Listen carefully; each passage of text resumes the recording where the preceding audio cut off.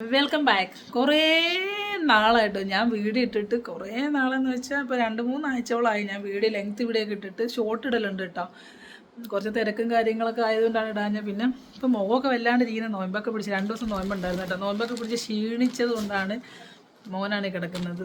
ഞങ്ങൾ പഴംപൊരിയൊക്കെ കഴിച്ചുകൊണ്ടിരുന്നായിരുന്നു കേട്ടോ. കട്ടിലിൽ വെച്ച് കഴിക്കരുതെന്ന് എല്ലാവരും പറയും. പക്ഷേ ക്ഷീണിച്ചിട്ട് വെള്ളം മാത്രം കുടിച്ചിട്ട് വന്നിട്ട് പിന്നെ അവിടെ കിടന്നപ്പോൾ 2 പഴംപൊരി എടുത്തിട്ട് വന്ന് കഴിച്ചാണ് കേട്ടോ.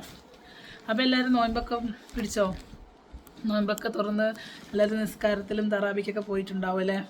അപ്പോൾ കുറേ ദിവസമായി ലെങ്ത് വീഡിയോ ഇടാനായിട്ട് എല്ലാവരും ചോദിക്കുന്നുണ്ട്, എന്താ വീഡിയോ ഇടുന്നില്ലേ, വീഡിയോ നിർത്തിയോ എന്നൊക്കെ ചോദിക്കുന്നുണ്ട്. സമയമില്ലായിട്ടാണ്. പിന്നെ ഓരോ കാര്യങ്ങളൊക്കെ ആയിട്ട് അങ്ങനെ പോയി. പിന്നെ ഞങ്ങളുടെ വീഡിയോസ് എല്ലാവരും ചോദിക്കുന്നുണ്ട്, നിങ്ങളെ വീഡിയോസ് എന്താ ഇടാത്തത് എന്നൊക്കെ.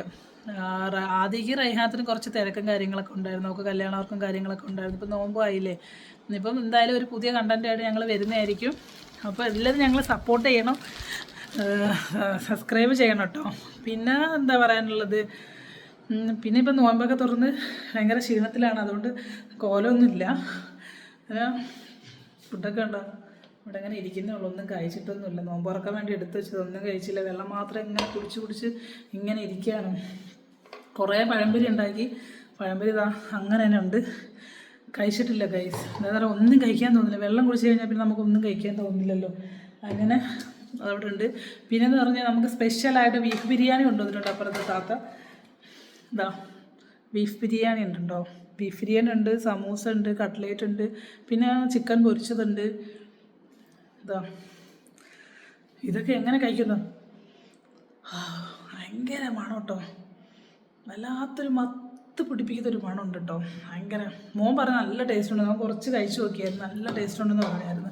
അപ്പോൾ ഇതും കഴിക്കണം. അപ്പോൾ അല്ലെങ്കിൽ പിന്നെ ഇടയത്താഴത്തിന് കഴിക്കുക. അപ്പോൾ ഇതൊക്കെയാണ്.